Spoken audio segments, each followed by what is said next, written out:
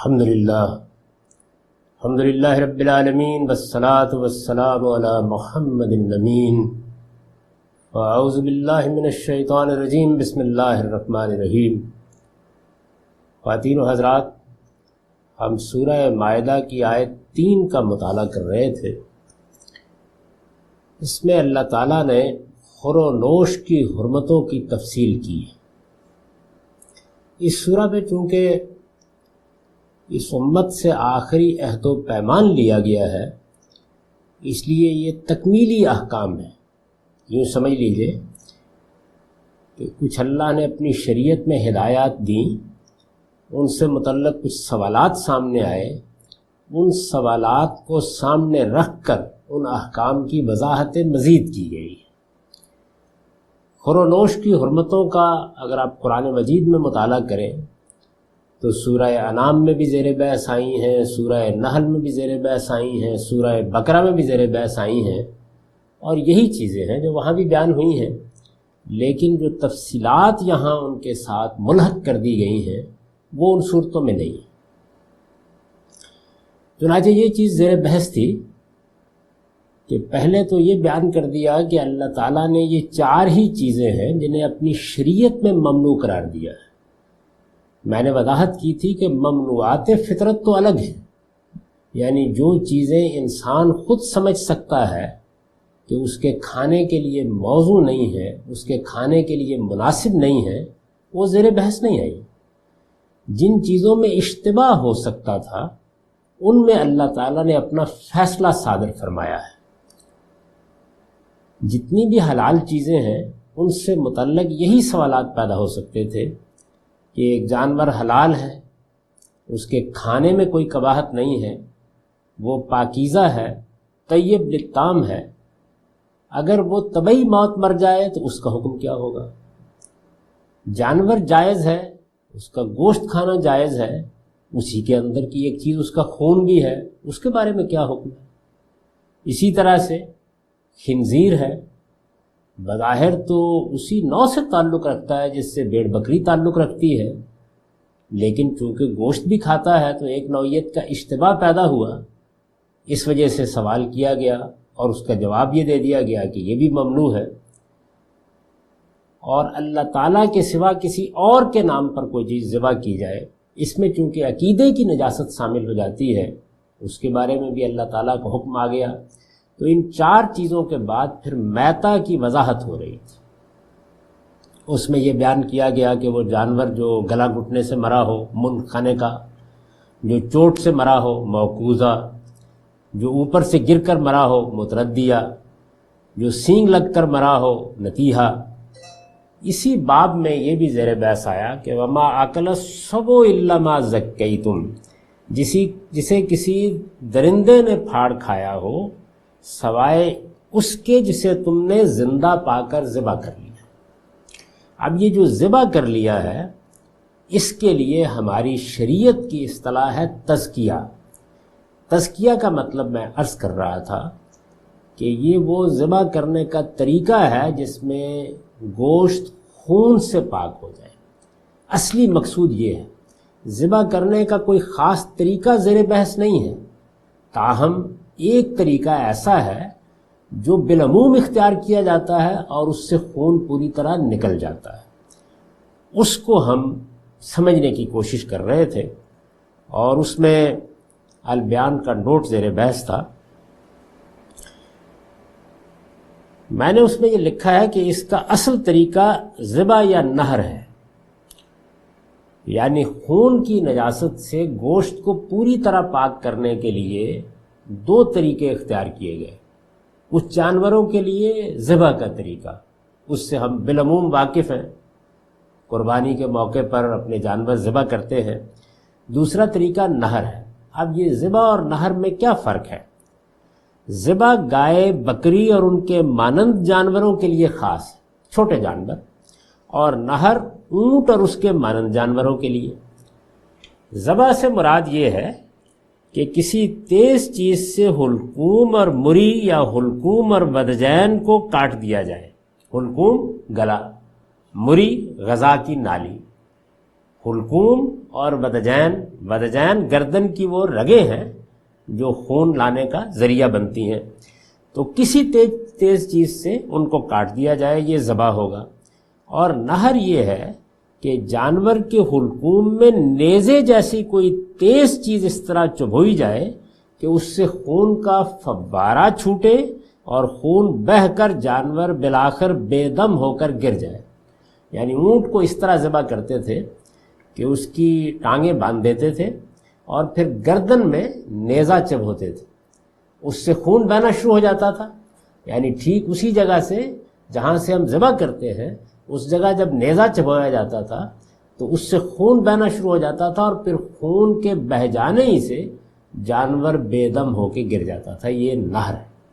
یہ دو طریقے ہیں جو بالعموم اختیار کیے جاتے ہیں، تاہم رسول اللہ صلی اللہ علیہ وسلم نے وضاحت فرما دی ہے کہ کوئی ایسا طریقہ جس سے خون بہہ جائے، گوشت خون سے پاک ہو جائے، وہ تزکیہ کر دے گا۔ اور میں نے عرض کیا کہ یہ تزکیہ، ایک تزکیہ تو وہ ہے کہ جو دین کا مقصد ہے وہ ذے سے ہوتا ہے، یہ تزکیہ ذال سے ہے، اور یہ اصطلاح ہے۔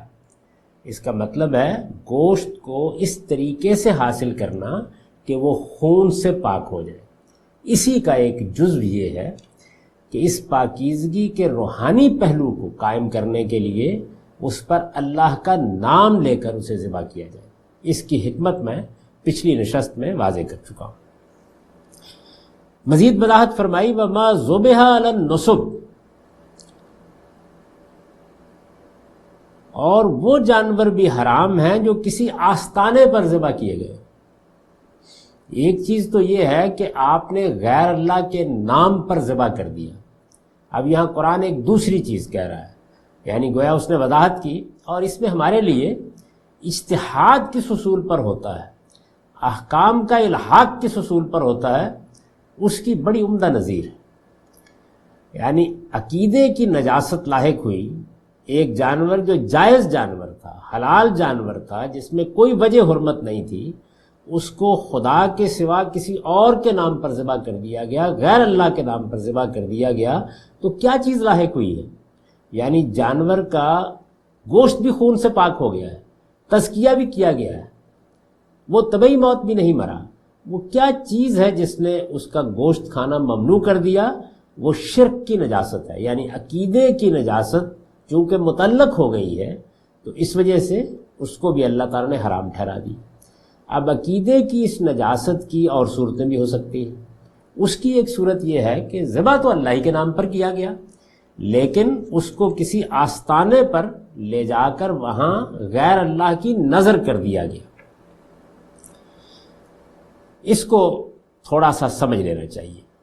چنانچہ ایک تفصیلی نوٹ اس پر البیان میں ہے، اس میں نے لکھا ہے کہ اوپر خدا کے سوا کسی اور کے نام کا ذبیحہ حرام ٹھہرایا گیا ہے۔ یعنی اوپر یہ بیان ہوا تھا کہ حرمت علیکم المیتۃ والدم ولحم الخنزیر وما اہل لغیر اللہ بہ۔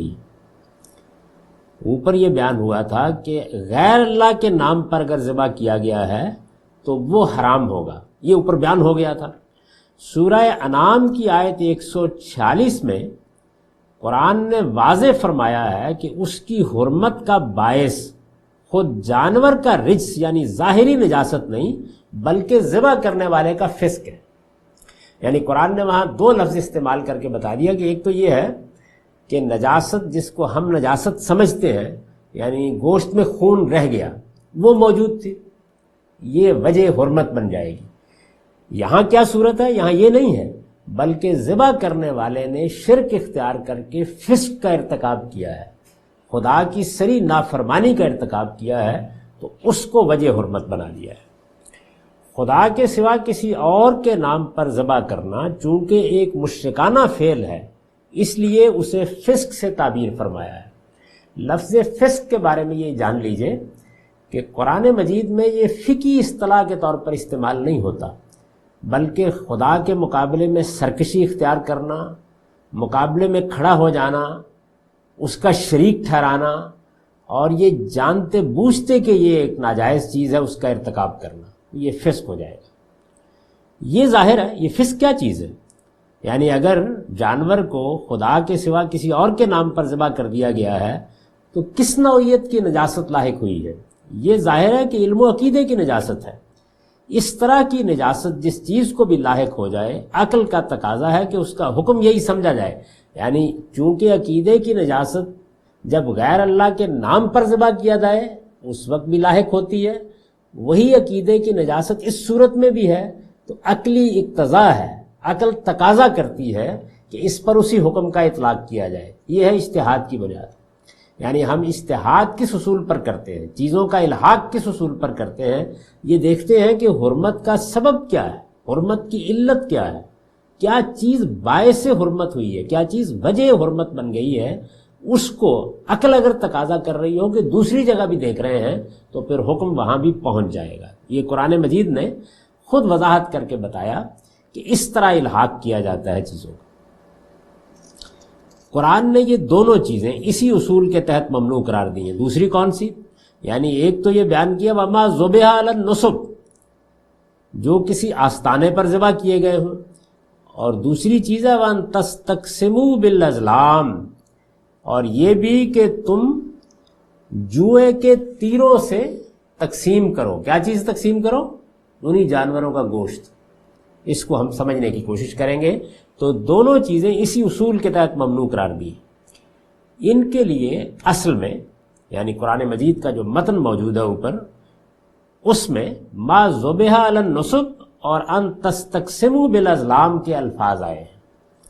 استاذ امام امین احسن اصلاحی ان کی تفسیر میں لکھتے ہیں وما ذبح علی النصب، نصب تھان اور استھان کو کہتے ہیں، یعنی جب آپ کوئی جگہ بنا دیتے ہیں کسی معبود کی پرستش کے لیے تو اس کو تھان کہا جاتا ہے، استھان بھی کہا جاتا ہے۔ استھان کا مطلب لغوی لحاظ سے ٹھکانہ ہے، لیکن جب کسی معبود کے لیے پرستش کی جگہ بنائی گئی، اس کا معبد بنایا گیا، اس کے لیے قربانی دینے کی جگہ بنائی گئی، تو اس کو تھان یا استھان کہا جاتا ہے۔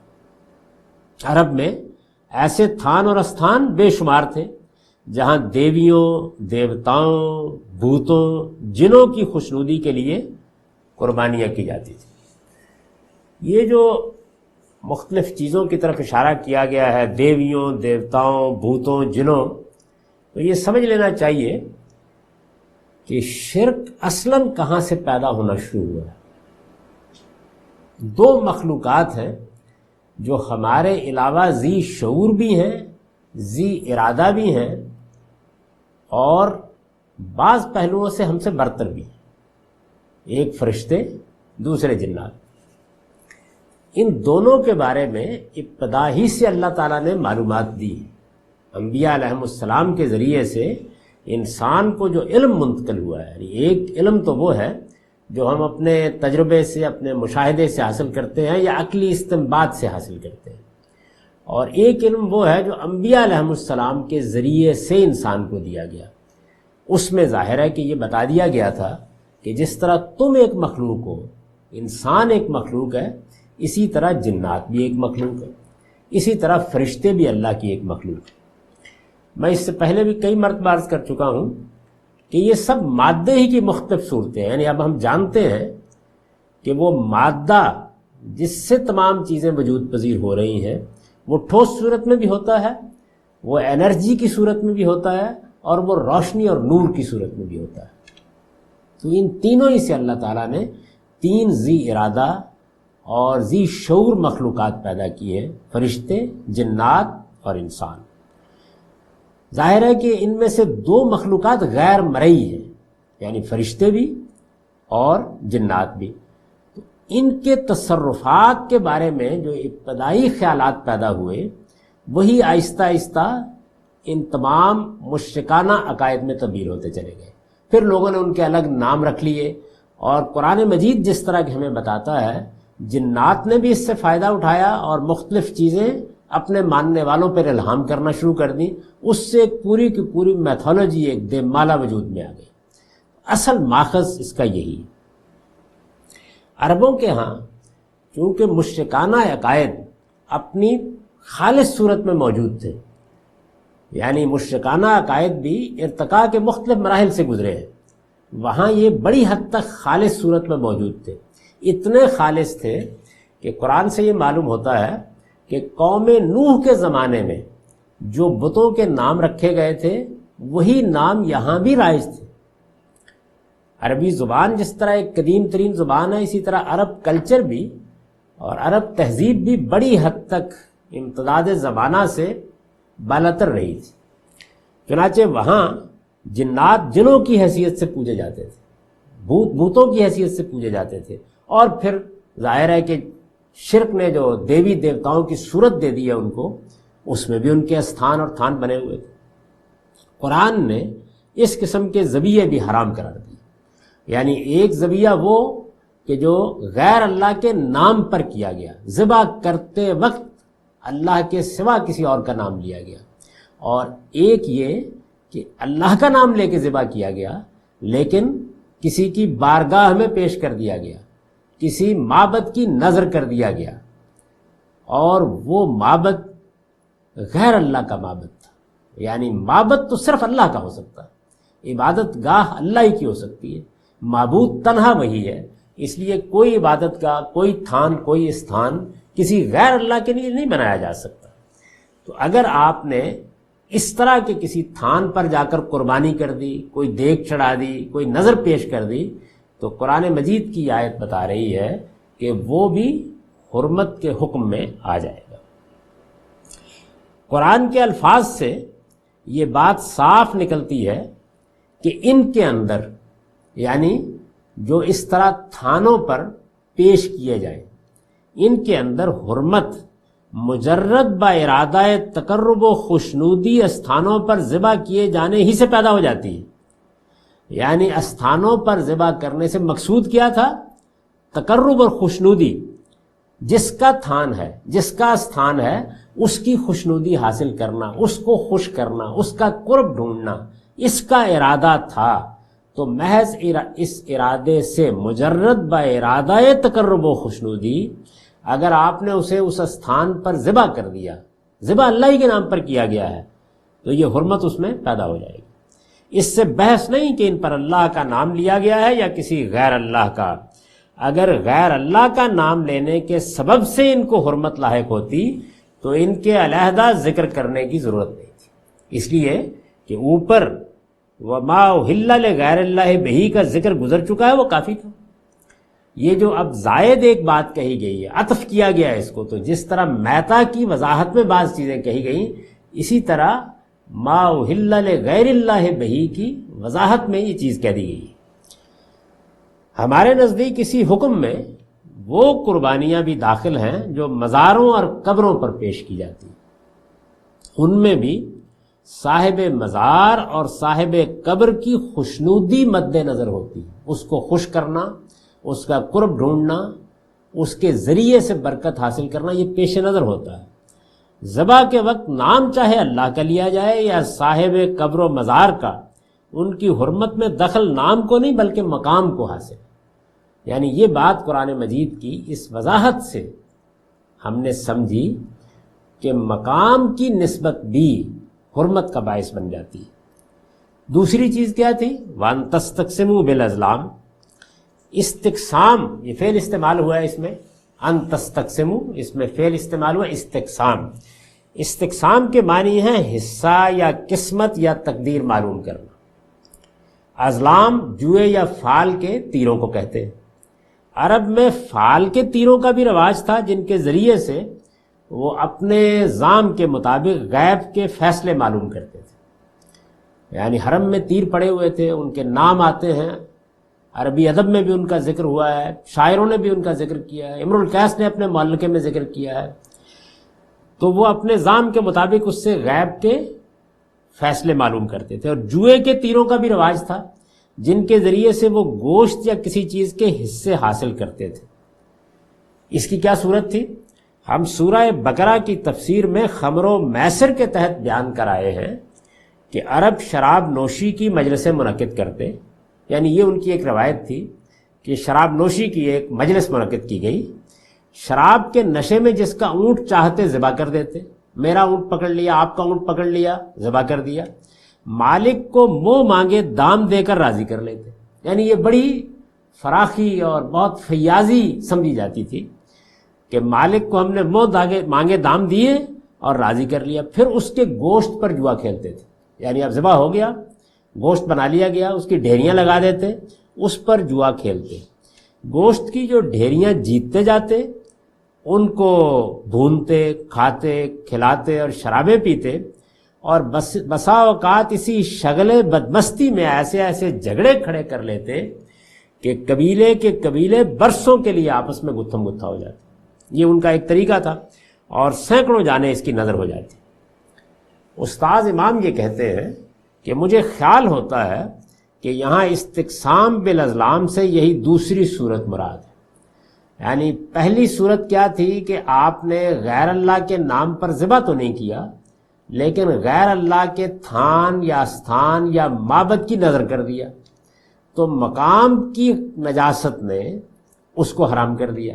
یہاں کیا ہوا ہے، آپ نے اس کے ساتھ ایک ایسی چیز وابستہ کر دی جو اپنی ذات میں ناجائز تھی، یعنی اخلاق کی نجاست. وہ عقیدے کی نجاست تھی، اب اخلاق کی نجاست لائق ہو گئی. تو اخلاق کی نجاست اگر لائق ہو گئی تو فرمایا کہ اس طریقے سے جوئے کے ذریعے سے، جوئے کے تیروں کے ذریعے سے جو گوشت حاصل کیا جائے وہ بھی ممنوع ہے. تو یہ بات اس سے مزید واضح ہوئی کہ اگر کسی چیز کو حاصل کرنے کا ذریعہ حرام ہے، ناجائز ہے، تو یہ بھی اس کی حرمت کی وجہ بن جائے گا. یعنی وہ شے اپنی ذات میں حرام نہیں ہے، لیکن اس کو حاصل کرنے کا ذریعہ غلط اختیار کیا گیا ہے، جیسے کہ یہاں استقسام بالازلام کا حوالہ دیا. تو ارشاد فرمایا کہ وہ جانور بھی حرام ہیں جو کسی آستانے پر ذبح کیے گئے ہوں، وَأَن تَسْتَقْسِمُوا بِالْأَزْلَامِ، اور یہ بھی کہ تم ان کا گوشت جوئے کے تیروں سے تقسیم کرو. ذالکم فسق، یہ سب خدا کی نافرمانی کے کام ہیں. ظاہر ہے یہ جملہ جس طریقے سے آیا ہے اس سے پہلے جملے کے ربط کو قائم رکھنے کے لیے کچھ مضمون مقدر ماننا پڑے گا، اسے میں نے نکال دیا ہے. تمہیں معلوم ہونا چاہیے، تمہیں سمجھنا چاہیے، تم پر واضح ہونا چاہیے کہ یہ سب خدا کی نافرمانی کے کام ہیں. الیوم یئس الذین کفروا من دینکم، یہ منکر اب تمہارے دین کی طرف سے مایوس ہو گئے ہیں، کیونکہ تکمیل کے احکام بیان کیے جا رہے ہیں، یعنی وضاحت کی جا رہی ہے. جہاں جہاں کوئی اجمال تھا اس کی تفصیل کی جا رہی ہے، جس کے بارے میں کوئی سوال پیدا ہو سکتا تھا اس کا جواب دیا جا رہا ہے. تو فرمایا کہ اب ہم نے اتنا واضح کر دیا ہے کہ کسی مصالحت کا امکان باقی نہیں رہا. تو یہ منکر اب تمہارے دین کی طرف سے مایوس ہو گئے ہیں، یعنی اس بات سے مایوس ہو گئے ہیں کہ وہ اس دین کو کوئی نقصان پہنچا سکے. اب یہ بات بالکل متعین ہو گئی کہ اللہ نے اس دین کا غلبہ بھی قائم کر دیا اور وہ موقع بھی فراہم کر دیا کہ ہر لحاظ سے اس کے احکام کی تکمیل ہو جائے، کوئی ابہام باقی نہ رہے. یہ کیا چیز ہے، اس کو تھوڑا سا مذہب کی تاریخ میں رکھ کے سمجھ لیجیے. اس کی ایک بہت اچھی مثال سمجھنے کے لیے سیدنا مسیح علیہ السلام، یعنی انہوں نے دعوت پیش کی، ان کی دعوت رد کر دی گئی.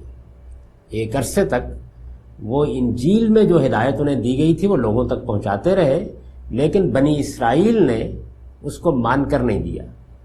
مذہبی پیشوا ان کے مقابلے میں کھڑے ہو گئے اور پھر انہی کی سازش کے نتیجے میں انہیں صلیب پر چڑھانے کی کوشش کی گئی. اللہ نے ان کو بچا لیا، یہ ایک الگ چیز ہے، لیکن کوئی کسر اٹھا نہیں رکھی مذہبی پیشواؤں نے کہ وہ اس جلیل القدر پیغمبر کو صلیب تک پہنچا دیں. اس کا نتیجہ کیا ہوا، جو کچھ بعد میں توضیحات ہونی تھیں تورات سے متعلق یا کسی اور چیز سے متعلق، اگر لوگ مان لیتے، اس کا موقع نہیں آیا. تو بہت سی چیزوں میں اجمال رہ گیا. یہ اس اجمال کا نتیجہ تھا کہ بعد کے زمانوں میں جب سینٹ پال نے مسیحیت کی نئی قسم ایجاد کی تو شریعت بتدریج بعض تعویلات کے نتیجے میں ختم ہو گئی اور کفارے کا عقیدہ بھی وجود پذیر ہو گیا، اور بعض اجمالی عبارتوں سے سیدنا مسیح علیہ السلام کی الوہیت بھی کشید کر لی گئی.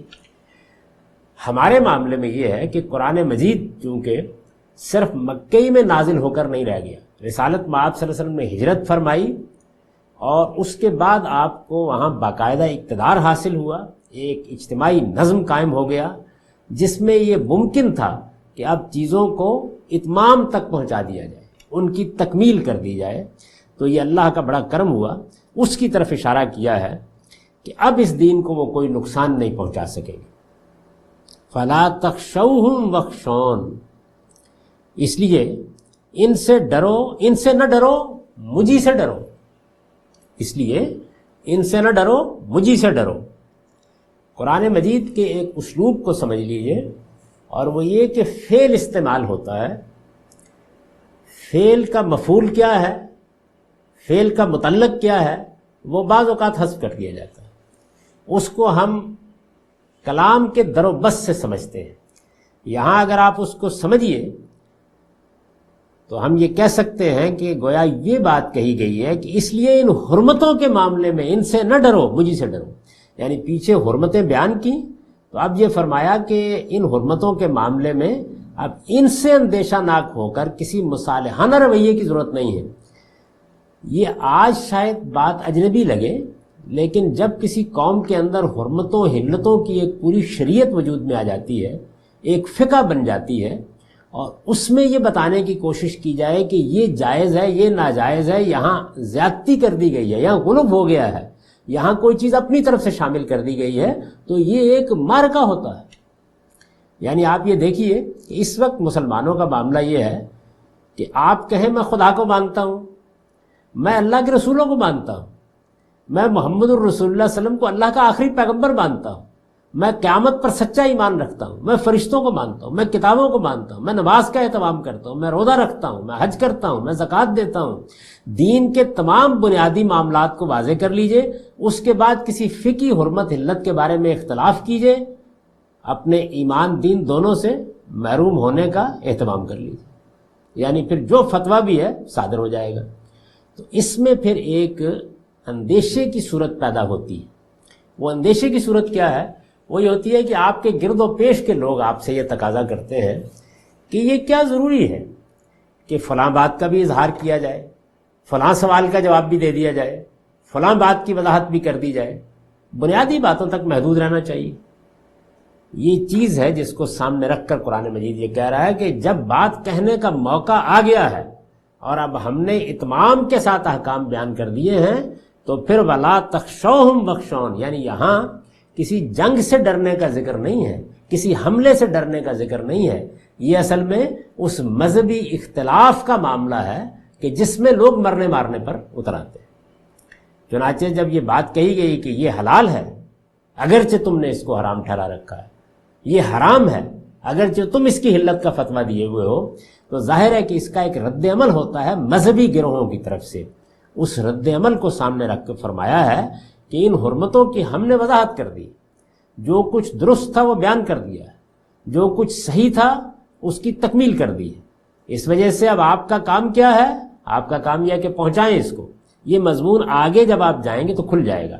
ایک اور بات بھی یہاں قرآن مجید کے بارے میں سمجھ لیجئے کہ اجمال بعض اوقات آگے کے مضمون میں جا کے مزید کھلتا ہے، چنانچہ آپ دیکھیں گے کہ وہاں لفظوں میں یہی ساری بات بیان ہو جائے گی۔ تو یہ حرمتیں بیان ہوئیں اور فرمایا کہ ان حرمتوں کے معاملے میں ان سے نہ ڈرو، مجھی سے ڈرو۔ ان سے نہ ڈرو مطلب یہ ہے کہ اس کی پرواہ نہ کرو کیا رد عمل ظاہر کرتے ہیں، پرواہ نہ کرو کہ اس چھوٹی سی بات کو کیسا فتنہ بنا لیتے ہیں۔ اگر صحیح بات کے کرنے کا وقت آ گیا ہے تو وہ لوگوں کے سامنے آنی چاہیے، کیونکہ ہزاروں لاکھوں لوگ اس کے منتظر ہیں کہ ان کو دین کی وہ صحیح بات پہنچ جائے، ان کی غلط فہمی دور ہو جائے۔ اس وجہ سے خوف اور اندیشے میں مبتلا ہو کر اس کو چھپانے کی، اس کا کتمان کرنے کی ضرورت نہیں ہے۔ اور مجھی سے ڈرو مطلب یہ ہے کہ اصل میں ڈر تو اللہ کا ہونا چاہیے۔ جو شخص بھی دین کی دعوت کے لیے کھڑا ہوا ہے اس کو قیامت میں کس چیز کا جواب دینا ہے؟ اس چیز کا جواب دینا ہے کہ جو صحیح بات تم پر واضح ہو گئی تھی تم نے بے کم و کاست اس کا اظہار کر دیا یا نہیں کیا۔ اس کو مجھی سے ڈرو اور ان سے نہ ڈرو کے الفاظ میں یہاں تعبیر فرمایا ہے، اور یہ ڈر اور نہ ڈرنے کا حکم کس سے متعلق ہے؟ انہی حرمتوں سے جن کا ذکر پیچھے ہو چکا۔ الیوم اکملت لکم دینکم واتممت علیکم نعمتی ورضیت لکم الاسلام دینا، تمہارے دین کو آج میں نے تمہارے لیے پورا کر دیا ہے اور تم پر اپنی نعمت تمام کر دی ہے، اور تمہارے لیے دین کی حیثیت سے اسلام کو پسند فرمایا ہے۔ تمہارے دین کو آج، یعنی آج سے مراد کوئی معین دن نہیں ہے جس طرح کے لوگ تلاش کرنے کی کوشش کرتے ہیں کہ یہ فلاں سن کی کون سی تاریخ ہوگی، بلکہ وہ زمانہ ہے جس میں یہ سورہ نازل ہوئی، یعنی جب سورہ نازل ہو رہی ہے تو اس موقع پر فرمایا کہ اب یہ چیز پایہ تکمیل کو پہنچ گئی۔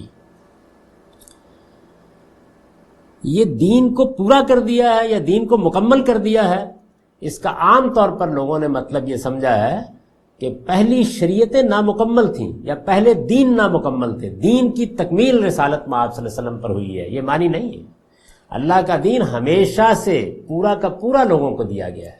ہر شریعت اپنے زمانے کے لیے مکمل شریعت تھی، ایسا نہیں ہے۔ یہاں جو بات کہی ہے وہ یہ ہے کہ رسالت میں آپ صلی اللہ علیہ وسلم پر اس طرح کے سورہ نجم سے معلوم ہوتا ہے پہلی وحی آئی، قرآن کا نزول شروع ہوا، اللہ نے اپنا دین دینا شروع کیا، فرمایا وہ جو عمل شروع ہوا تھا پہلی وحی کے ساتھ وہ آج پایا تکمیل کو پہنچ گیا۔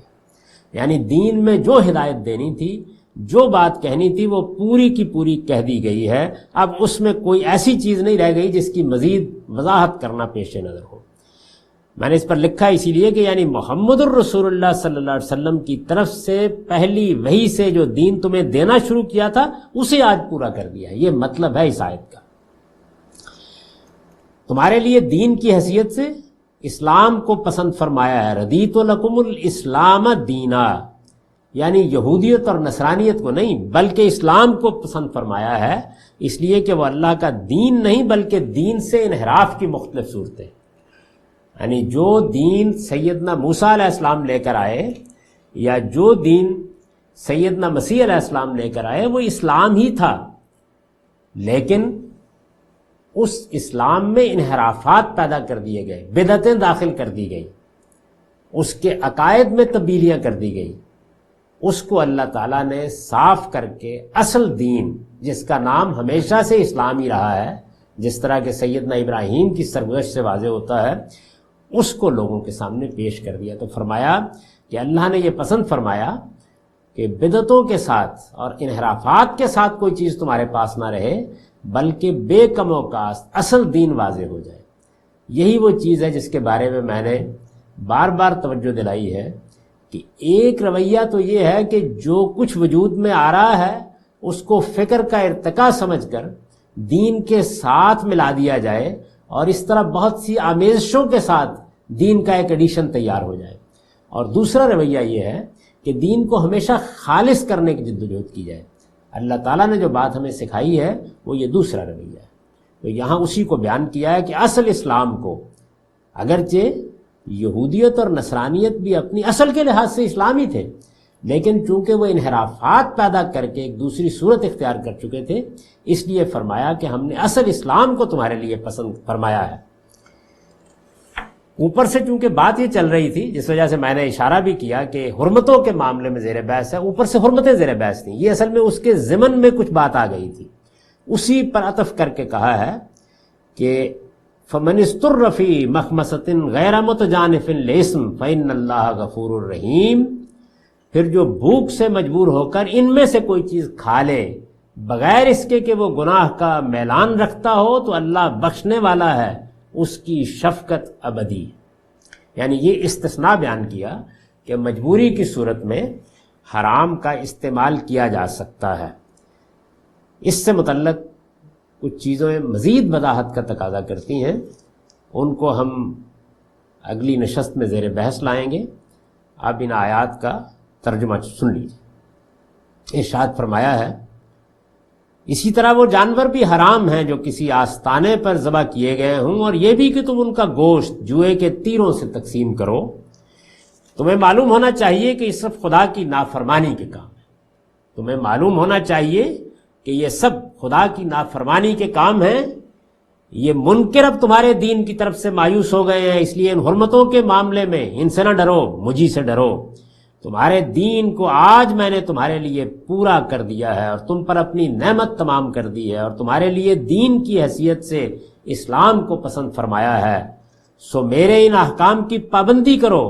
پھر جو بھوک سے مجبور ہو کر ان میں سے کوئی چیز کھا لے بغیر اس کے کہ وہ گناہ کا میلان رکھتا ہو تو اللہ بخشنے والا ہے، اس کی شفقت ابدی ہے۔ اقول قولی ھذا واستغفر اللہ لی ولکم ولسائر